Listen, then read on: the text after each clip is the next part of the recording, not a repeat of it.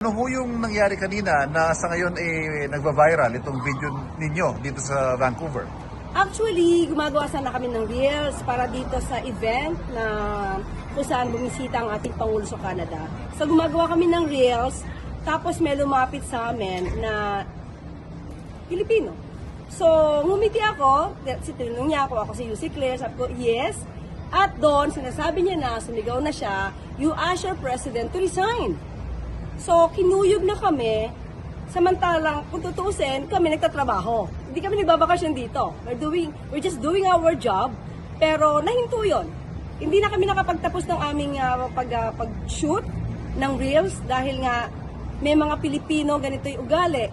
Pero hindi ko alam kung saan sila grupo, pero yung naratibo nila, yung tipong BBM resign. Yung naratibo nila ay maleta.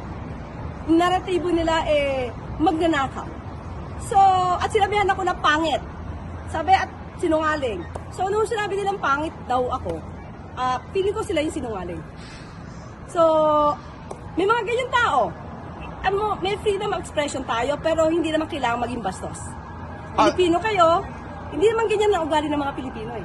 How did you feel about that, Yusek? Did you feel threatened at any point?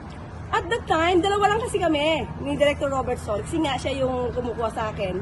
Siya yung kumbaga, sa kanya yung hawak yung camera. So, threatened. Siguro in a way, kasi dalawa lang kami. Hindi ko alam kung mananakit sila or what. Kasi parang, siguro yung grupo naman nila, parang kung sino man yung idolo nila, parang sanay sa bayolente.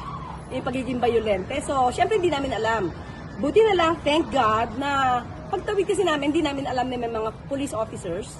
So, pagtawid namin, so kinausap na namin sila kasi sumusunod sila eh. Diba? So, pero, kung ganyan talaga ang magiging ugali ng Pilipino, hindi kayo uunlad. So, kawawa pa rin kayo. Thank you.